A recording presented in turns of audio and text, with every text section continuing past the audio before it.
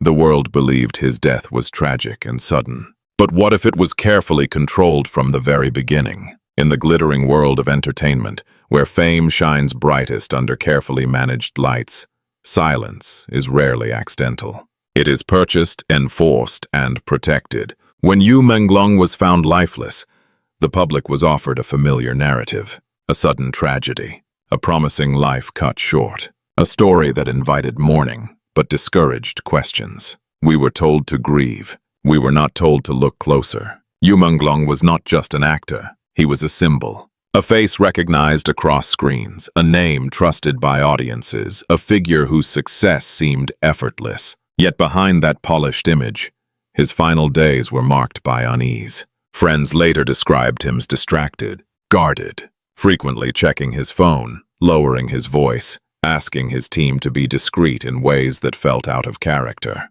Something had shifted. In the days leading up to his death, Yu Menglong reportedly received multiple phone calls from unknown numbers, calls that left him visibly tense, calls that were later found to be missing from his digital records entirely. Investigators would discover that these communications had been deliberately erased, not corrupted, not misplaced, removed with intent. That discovery should have triggered alarms. Instead, it became the first detail quietly set aside. Surveillance cameras inside his residence and studio should have provided clarity. They did not. Critical footage from his final hours was either corrupted or missing. Technicians who examined the systems later stated that the data appeared intentionally altered. When questions were raised, explanations followed quickly. Technical failure, human error, routine malfunction. But routine failures do not follow patterns. This one did. A key witness, Yu Menglong's personal assistant,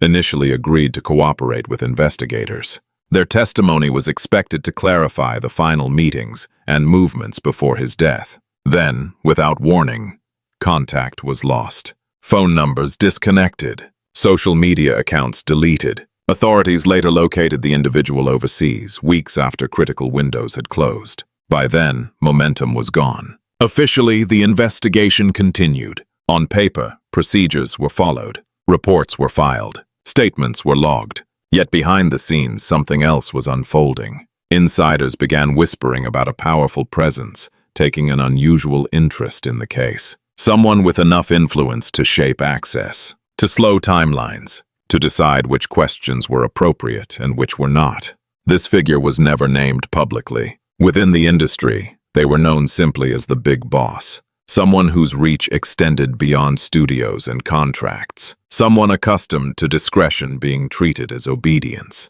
As the weeks passed, evidence delays mounted, witnesses hesitated, media narratives softened.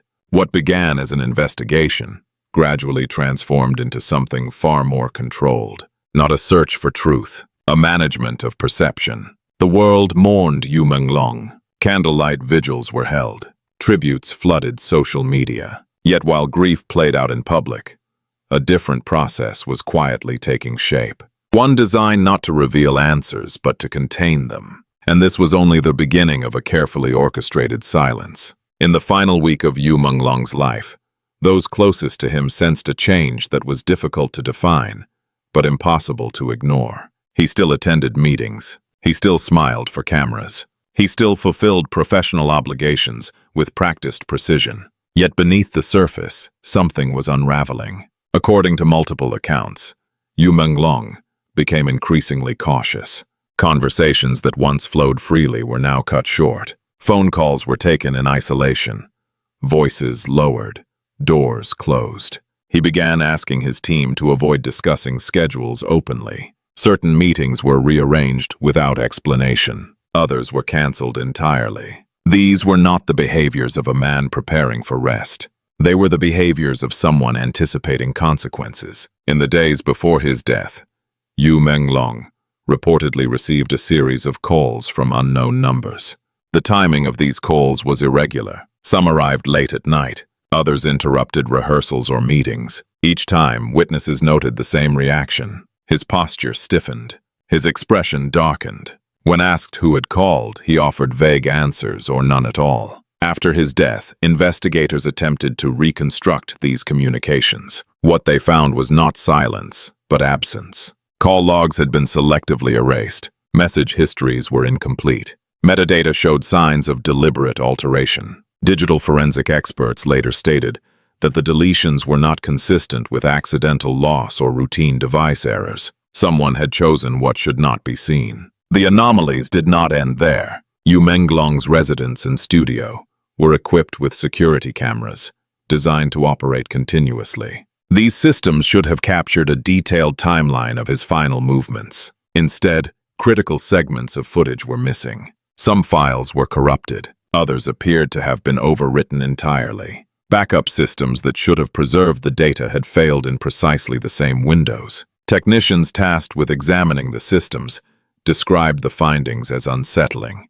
The damage was too precise. The gaps too convenient. One technician reportedly attempted to create an independent backup of remaining files, only to discover that access permissions had been altered remotely. When questioned, studio management attributed the failures to technical malfunctions, routine maintenance issues, human error. Yet internal records revealed no corresponding reports of system outages, no prior complaints, no scheduled updates. The explanation did not align with the evidence. Perhaps the most critical development involved Yu Menglong's personal assistant. This individual had been with him in the hours leading up to his death. They had knowledge of his meetings, his emotional state, and the visitors who had come and gone.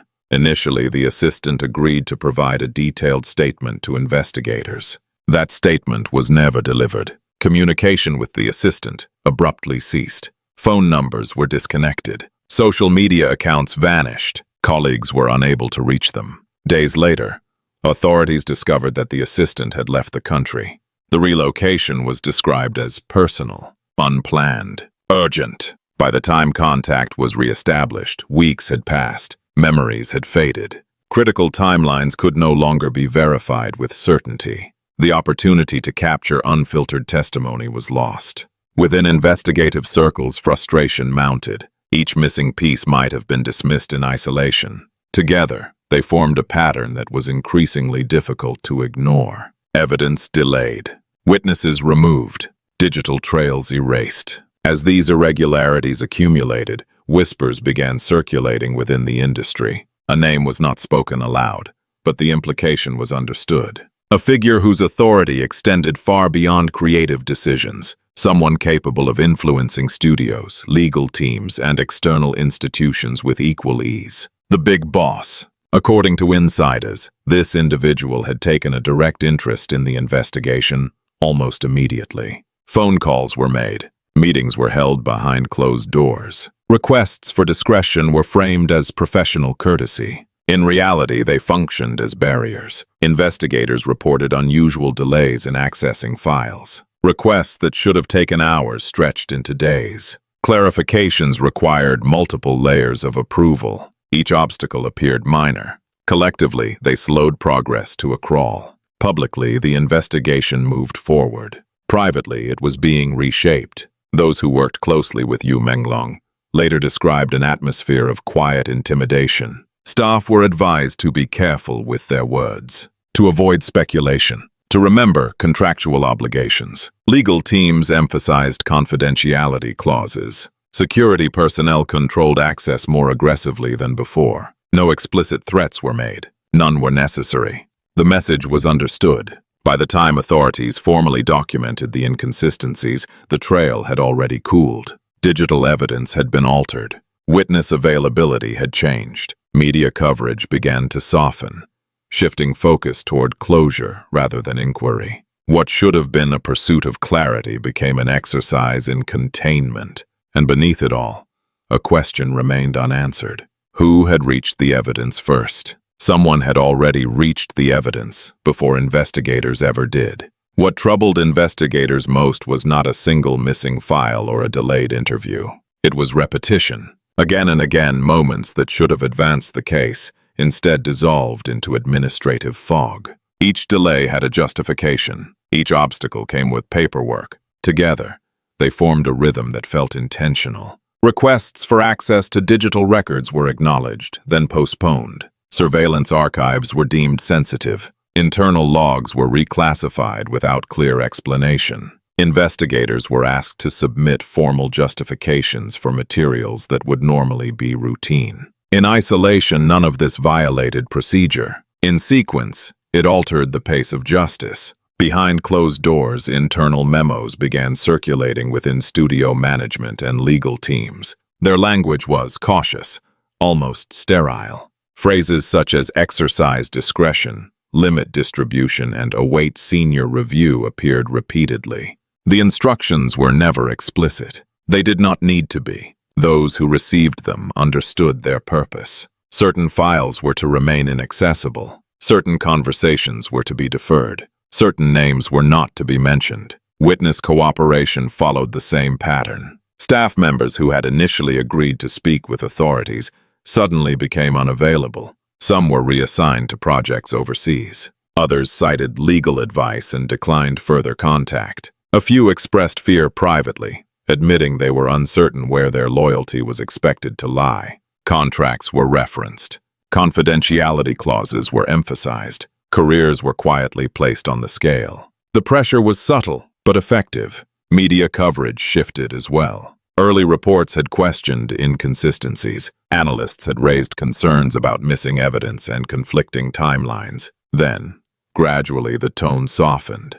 Headlines focused on remembrance rather than inquiry. Commentary framed the case as tragic but resolved. Speculation was discouraged. Official statements were repeated without challenge. This transformation did not occur spontaneously. Sources within the industry later described coordinated outreach to editors and producers, requests to avoid unverified claims, suggestions to protect families from further distress, appeals to stability and responsibility. The narrative narrowed, not by force, but by persuasion. At the center of these efforts was a figure whose influence required no introduction. The big boss did not appear in documents. Their name did not surface in official correspondence. Yet their presence was felt at every critical junction. Decisions aligned. Obstacles emerged simultaneously across departments that rarely coordinated so efficiently. Legal teams anticipated investigative moves before they occurred. Security protocols tightened precisely when scrutiny intensified. This was not chaos. It was orchestration. Investigators began mapping the sequence of events. Evidence delays clustered around moments that threatened to expand the scope of inquiry. Witnesses disappeared just as their testimony approached relevance. Digital records failed in ways that preserved ambiguity rather than clarity. The same outcome repeated, regardless of the method. When independent forensic experts were consulted, they reached similar conclusions. The digital interference required elevated access. The alterations were precise, targeted, and time-sensitive. This was not the work of an external intruder or a lone technician. It suggested coordination across systems and authority structures. Someone had the means. Someone had the motive. Someone had the reach. Internally, law enforcement officers expressed concern. Informal discussions acknowledged that the case was being slowed from outside traditional channels. Calls were received from legal representatives urging caution. Meetings were requested that blurred the boundary between cooperation and influence. None of it crossed a single, clear legal line. That was the point. The obstruction lived in the margins. As weeks passed, the cumulative effect became undeniable. Momentum evaporated. Leads went cold. The investigation remained active in name, but constrained in practice. Those tasked with uncovering the truth found themselves navigating a maze designed to exhaust rather than inform. Within the entertainment industry, whispers grew louder. People spoke in fragments, a raised eyebrow, a lowered voice, a warning offered as advice. Everyone seemed to know the same thing, yet no one was willing to say it openly. The big boss was involved, not as a suspect on record, not as a witness, but as a presence that shaped outcomes without appearing to act. The pattern extended beyond the immediate case. Past incidents resurfaced in conversation, other investigations that had stalled, other controversies that had faded without resolution. The same mechanisms, the same assurances, the same silence. This realization reframed everything. Yu Menglong's death was no longer an isolated tragedy, complicated by unfortunate coincidences. It was a test case, a moment where institutional habits revealed themselves under pressure. The obstruction was not improvised. It was familiar, rehearsed. As investigators pieced together these connections, one truth became unavoidable. The delays were not protecting the integrity of the case. They were protecting something else, something larger than a single individual, something built on reputation, leverage, and control. The system was not failing. It was functioning exactly as designed. And as this understanding spread quietly among those paying close attention, one question began to circulate beneath the surface of official proceedings, a question no one dared to ask on the record, yet everyone considered in private. Who exactly was being protected? And the name everyone was afraid to say began appearing in whispers. By the time investigators began asking why the obstruction had occurred, the case had already crossed an invisible threshold. The question was no longer whether interference existed. The evidence had made that clear. The question was what could possibly justify such risk, such coordination, and such relentless control. The answer, according to insiders, lay buried beneath the polished surface of the entertainment industry. Yu Menglong was more than a performer. In his final year, he had become increasingly involved in the business mechanisms that sustained his career. Contract negotiations, revenue distributions, licensing arrangements that extended far beyond acting credits. He was asking questions that most talent never asked, questions that made executives uncomfortable. Sources later claimed that Yu Menglong had recently gained access to sensitive information, financial arrangements that blurred legal boundaries, transactions routed through intermediaries, agreements structured to conceal beneficiaries. These were not rumors whispered among fans. They were details described by individuals who had seen fragments of documentation and internal correspondence. If exposed, these arrangements could have implicated far more than a single executive. At the center of this network stood the big boss, a figure whose authority was not confined to one studio or one project. Their influence spanned production companies, distribution channels, legal firms, and media outlets.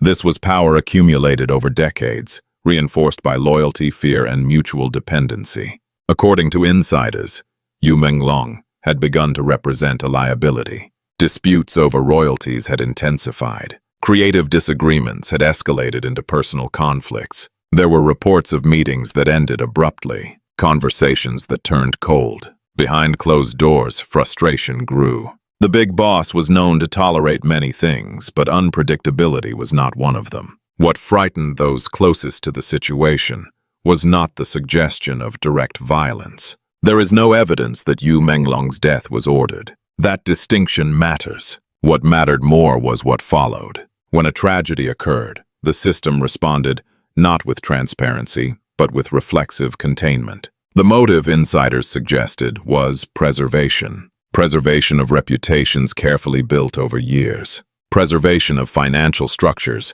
designed to remain invisible. Preservation of an empire whose stability depended on silence. Obstruction in this context was not an act of panic. It was a strategic response. By controlling the investigation, the big boss could ensure that no inquiry wandered too close to sensitive territory. By delaying access, evidence could lose relevance. By relocating witnesses, testimony could be softened. By shaping narratives, public interest could be redirected. The goal was not to prove innocence. It was to prevent exposure. Leaked communications later provided glimpses into this mindset. Audio recordings captured calm, measured voices discussing discretion as if it were routine. Chat logs revealed coordination between legal teams and security personnel. Instructions were framed as protective measures, but their effect was unmistakable. Keep this contained. Manage the optics. Do not escalate unnecessarily. The language was clinical, detached. It reflected an assumption that control was not only possible, but expected. Those who carried out these instructions were rarely villains in their own minds. Many believed they were protecting jobs. Others feared retaliation. Some simply followed orders they had followed before. The system rewarded compliance and punished disruption. In such an environment, morality became negotiable. As investigators analyzed the recovered materials, another realization emerged. The obstruction was not solely defensive, it was anticipatory. Steps were taken not only to address existing threats, but to prevent future ones. Digital records were sanitized, internal communications were compartmentalized, potential whistleblowers were isolated. The big boss was not reacting, they were managing risk. This perspective reframed Yu Menglong's death entirely. His passing had created an unpredictable variable, an event capable of drawing scrutiny where none was desired. The response was swift, coordinated, and effective. For a time, yet power leaves traces. Fragments of deleted data resurfaced. Emails thought erased were recovered from secondary servers. Audio files found their way into the hands of journalists. Witnesses, once silent, began documenting their experiences privately. Diaries, notes, messages saved against instruction. These fragments began to converge. They suggested not just obstruction, but a command structure, a hierarchy in which decisions flowed downward and accountability flowed upward only in theory. At the apex, insulated from direct involvement, sat the big boss, untouchable. Until now, as public pressure mounted and independent investigators were brought in, the system showed signs of strain. Allies distanced themselves. Legal strategies shifted from suppression to defense. The confidence that once defined the big boss's position began to fracture under sustained scrutiny. The motive had been control. The tool had been silence. The cost was a life and perhaps much more. Yu Menglong's death had forced open a door that was never meant to be opened. Behind it lay a network of power that thrived in shadows. The obstruction was not a deviation from how the industry functioned. It was an expression of it. And as investigators, journalists, and the public began connecting these dots, one truth became increasingly difficult to deny. This was no longer about one man or one tragedy. This was no longer about one death. It was about an entire empire at risk. As the investigation entered its most critical phase, the atmosphere surrounding Yu Menglong's death shifted once again. What had once been a controlled narrative was now fractured. Leaked documents circulated beyond closed circles. Audio recordings reached investigative journalists. Fragments of digital evidence, long believed erased, began resurfacing through independent forensic efforts. For the first time, momentum returned. Authorities under mounting public pressure authorized the involvement of external forensic teams. Their mandate was narrow, but decisive. Recover what had been altered. Verify what had been delayed. Protect those willing to speak. Witness protection protocols were expanded quietly, signaling a recognition that fear, not confusion, had been the primary barrier to truth. Behind the scenes, the effects were immediate. Individuals who had remained silent began documenting their experiences. Not publicly, not yet, but carefully, methodically, creating records where none were supposed to exist. Internal emails surfaced. Meeting notes appeared. Timelines were reconstructed from backup screenshots and overlooked servers. Each piece alone was incomplete. Together, they formed continuity. The illusion of total control began to collapse. The big boss, once insulated by influence and distance, now faced a different reality. Legal teams shifted strategy. Media outreach intensified, but the familiar tactics no longer worked as they once had. Narratives fractured under scrutiny. Allies quietly distanced themselves. Some cooperation, once automatic, became conditional. This was no longer a matter of reputation management. It was a matter of survival. Public engagement reached unprecedented levels. Fans transformed into investigators, assembling timelines and identifying contradictions with forensic precision. Online communities preserved materials faster than they could be suppressed. Hashtags calling for transparency spread globally,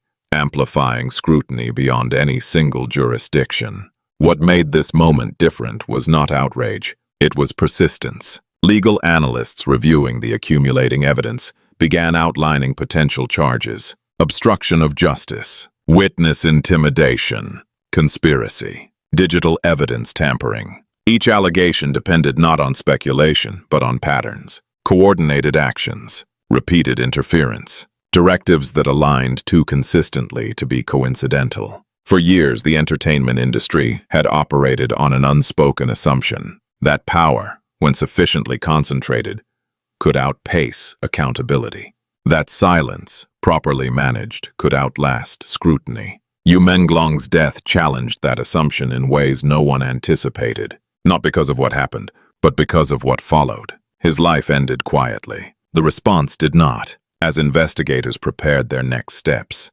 insiders described a growing sense that something irreversible had begun. The case had outgrown its original boundaries. It was no longer confined to one tragedy or one individual. It had become a referendum on how far influence could reach before it encountered resistance. The system that once protected the untouchable now showed signs of hesitation. Procedures were reviewed, decisions scrutinized. For the first time, those accustomed to operating without oversight faced the possibility of exposure. Whether justice would ultimately prevail remained uncertain. Courts moved slowly. Power rarely surrenders without resistance. But the conditions had changed. The silence that once enveloped Yu Menglong's death was broken, not by force, but by accumulation, by evidence, by courage, by refusal to forget. The story was no longer controlled by those who wished it buried. It belonged to investigators, to whistleblowers,